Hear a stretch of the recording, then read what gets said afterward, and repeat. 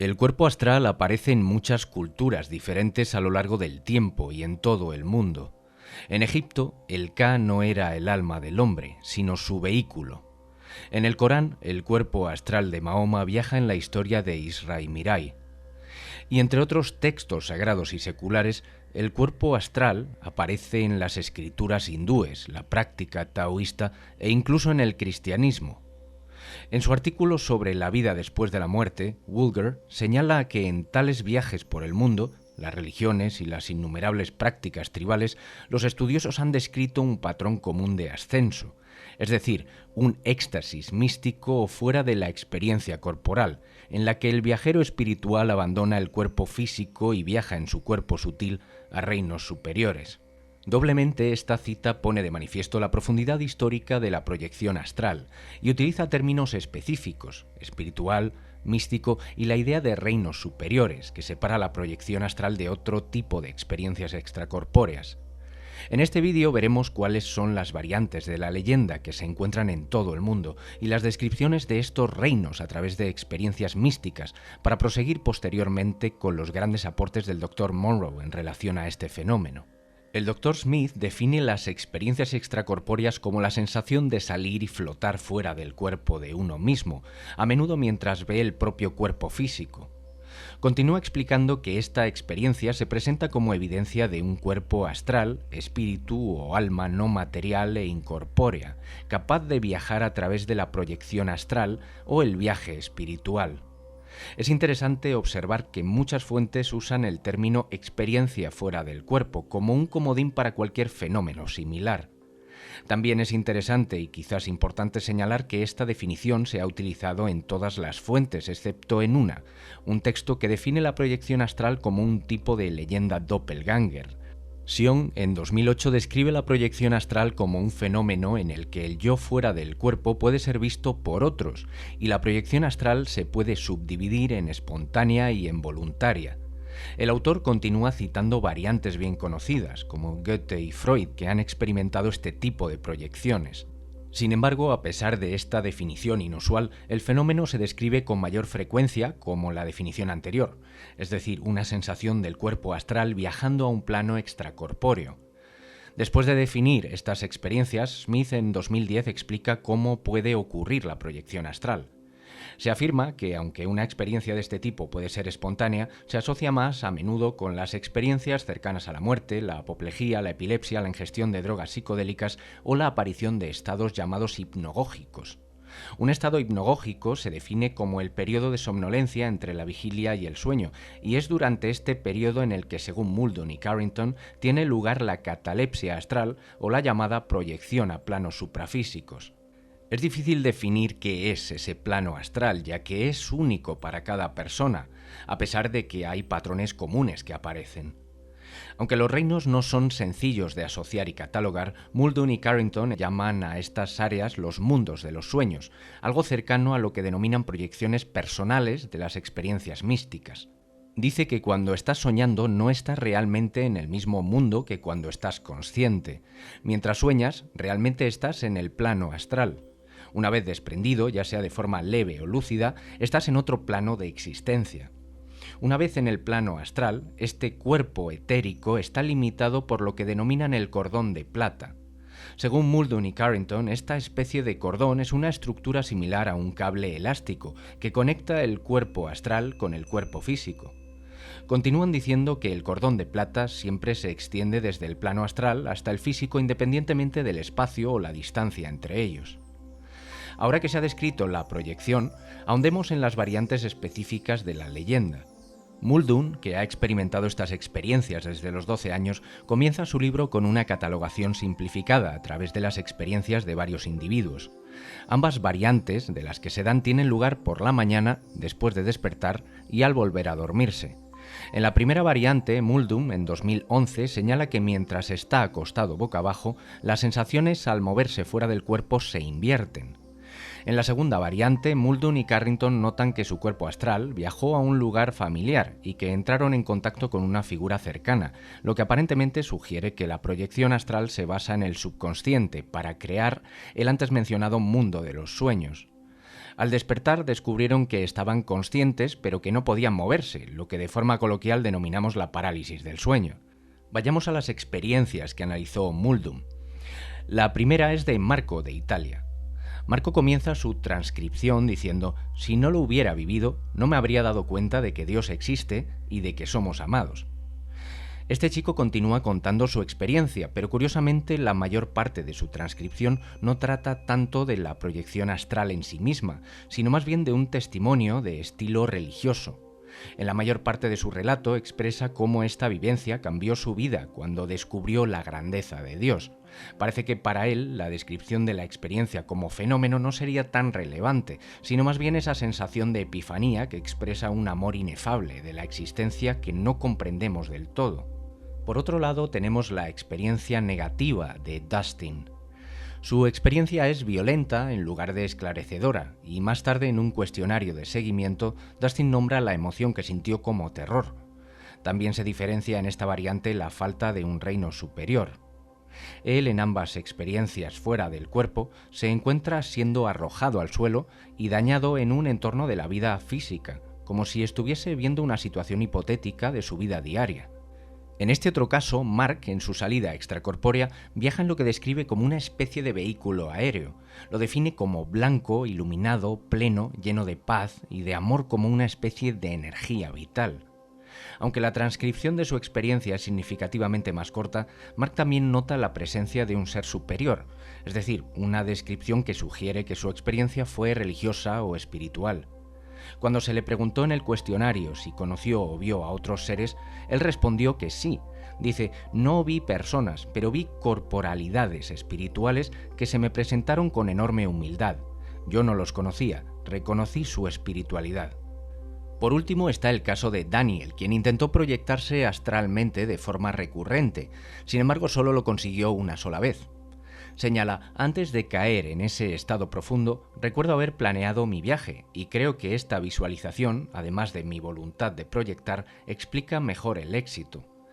Una vez en ese estado, mi cuerpo astral se separó de mi cuerpo físico, elevándose e inclinándose de horizontal a vertical. Aunque observé mi cuerpo externamente como si fuera una cámara panorámica a lo largo de mi viaje, recuerdo haber sentido todo lo que sentía ese cuerpo sutil. Mi cuerpo astral se elevó por etapas. Primero se elevó a través del techo, luego por encima del vecindario, luego por encima de la ciudad, luego del estado, luego del mundo y finalmente por el espacio. A medida que ganaba altura, sentía vibraciones que se volvían más intensas a medida que me elevaba, lo que me hacía cada vez más feliz. No puedo explicar cuáles eran estas vibraciones, pero cuando desperté, la intuición las afirmó como una manifestación física de energía positiva. Mi viaje terminó en un plano blanco, puro, y no puedo recordar si me desperté entonces o simplemente perdí la lucidez. Sentí un ligero sentimiento de felicidad y asombro, sin embargo no vi figuras en el plano astral, ni me sentí particularmente conmovido. Muldoon, Marco, Mark y Daniel no son las únicas personas que han experimentado este fenómeno. Como se dijo, la leyenda aparece a lo largo de los siglos. Otros practicantes notables de la proyección astral incluyen a Aleister Crowley, Sadhguru, Kirpal Singh, Robert Monroe y al científico y filósofo sueco Emanuel Swedenborg. En su investigación, Blackmore, en 1984, envió por correo una encuesta a 593 personas seleccionadas al azar. Se devolvieron 321 cuestionarios y se pudieron utilizar para la fecha. Los resultados de esta encuesta muestran que de las 321 personas que completaron la encuesta, 39 afirmaban haber tenido una de estas experiencias. La investigación de Blackmore sugiere que cualquier persona puede experimentar una proyección astral o una experiencia extracorpórea, independientemente de su sexo o de su edad. En segundo lugar, la investigación muestra que, aunque existen múltiples formas de inducir una experiencia, la más común tiene lugar en ese estado hipnagógico que analiza Muldoon. Finalmente, la investigación señala que reconocer la capacidad de tener una experiencia es clave para volver a experimentar el fenómeno. Estas experiencias místicas parecen sugerir que ciertas personas experimentaron una proyección astral y viajaron al mundo espiritual. Los resultados muestran que el 19% de los encuestados afirmó haber tenido una experiencia espiritual o mística profunda o conmovedora. Las experiencias más comúnmente reportadas fueron un sentido de gran humildad y una unidad especial con Dios. Entonces, ¿existe una forma de catalogación de este fenómeno algo más concretizada? Bien, Robert Monroe se convirtió en un experto en experiencias extracorporales. Su tecnología, el famoso EMI-Sync, se trata de un medio para inducir tales estados, como una base de entrenamiento experiencial. Previamente cursó medicina en la Universidad de Ohio. Su padre era profesor universitario y empresario de viajes, y su madre era doctora. Más tarde expresó su gratitud porque sus padres no le habían dado un adoctrinamiento religioso estricto que hubiera sido un obstáculo para sus exploraciones sobre la consciencia. Monroe describe el comienzo de sus experiencias extracorpóreas en el primero de 3 libros. Esto ocurrió en la primavera de 1958, después de que intentara aumentar la retención mental escuchando una cinta mientras se minimizaban otras entradas sensoriales. En ese momento sufrió un calambre severo en el plexo solar que duró 10 horas y media. Aproximadamente 3 semanas después, tras un breve sueño, sintió la sensación de ser golpeado por un rayo invisible de luz cálida, que lo paralizó y le hizo sentir una fuerte vibración. Esto sucedió 9 veces más durante otras 6 semanas, y entonces, en ese momento, decidió no luchar contra el fenómeno, fuera lo que fuera. En una ocasión, varios meses después, cuando comenzó la vibración, se sintió deslizarse por debajo de la cama y luego hacia el techo. La vez siguiente que ocurrió el fenómeno, se encontró flotando en su dormitorio, y esta vez mirando hacia abajo, se vio a sí mismo durmiendo en su cama junto a su esposa. A medida que Monroe se volvió más capaz de controlar este movimiento, viajó más lejos y pudo verificar los eventos que había visto mientras estaba fuera del cuerpo. Muchos de estos relatos se describen en sus 3 libros. Unos meses después del inicio del fenómeno, Monroe sufrió un infarto y pasó 3 semanas en el hospital. Durante este tiempo, su esposa hizo copias de sus notas y se las entregó al parapsicólogo Andrija Puharich, quien las mencionó en uno de sus libros de investigación. Sin embargo, Puharich había entendido que las experiencias eran el resultado de una adicción a una droga, y aunque se había utilizado un seudónimo, la reputación de Monroe se desplomó. A principios de la década de 1960, Monroe perdió a 2 amigos cercanos y experimentó para ver si podía contactarlos en un estado extracorpóreo. Informó que visitó y se comunicó con el espíritu de uno y también vio al otro. A mediados de la década de 1960, Puharich presentó a Monroe al parapsicólogo Charles Sturt, quien acababa de recibir su doctorado y había desarrollado un interés por los estados alterados de conciencia. Monroe participó en una serie de pruebas supervisadas por Tart en las que los sujetos que podían moverse fuera del cuerpo a voluntad fueron desafiados para leer números que no eran visibles desde la cama donde yacían. No tuvo éxito en esto, aunque tuvo una experiencia que incluyó elementos verídicos, como lo describe Tart en su investigación. Habiendo experimentado con el aprendizaje del sueño a través de estímulos auditivos durante este proceso, Monroe ahora buscaba una tecnología de sonido que estimulara este tipo de experiencias. No tuvo mucho éxito hasta que uno de sus científicos encontró un artículo en una revista sobre los denominados sonidos binaurales, las fluctuaciones de sonido que resultan cuando se escuchan 2 tonos ligeramente diferentes en los 2 oídos. El equipo de investigación de Monroe creó cintas de audio con latidos binaurales en las frecuencias bajas que corresponden a la frecuencia de las ondas cerebrales en estados alterados de conciencia.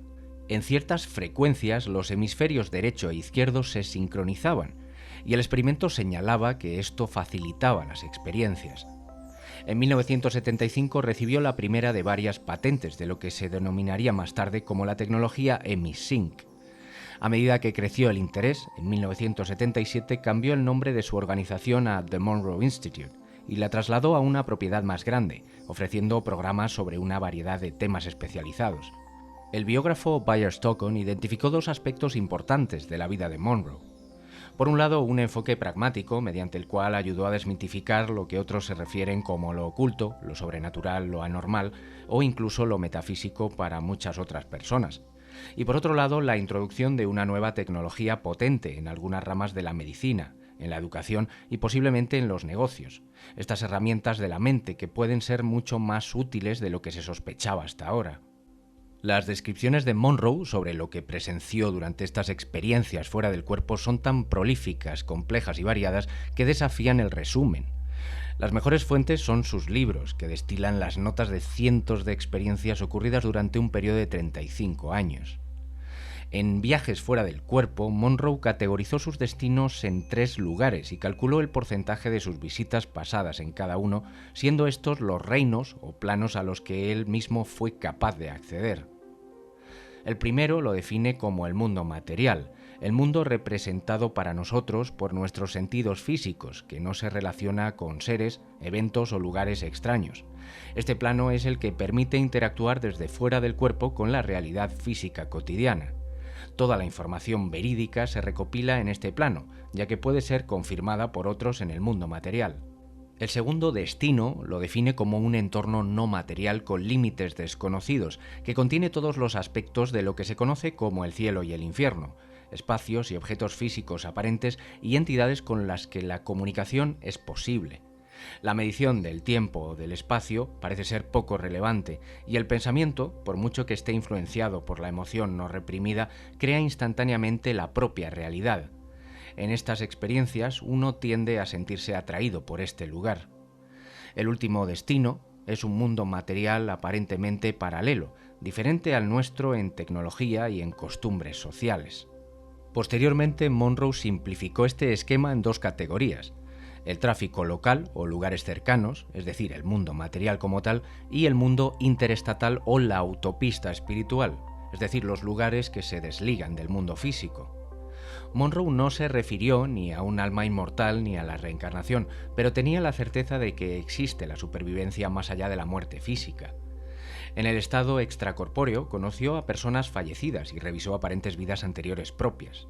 Su cosmología incluye el cielo o el infierno solo como parte de lo que llamó los territorios del sistema de creencias, en los que los creyentes aférrimos reciben recompensas o castigos de acuerdo con sus creencias. Sintió que era posible que las mentes humanas se negaran a ver o a aceptar que habían abandonado un cuerpo, y por lo tanto ser incapaces de liberarse de los lazos del sistema de vida terrestre, permaneciendo atrapadas en lo que llamamos limbo, hasta que se dieran cuenta de su situación y entonces pudieran abandonar su propia proyección mental.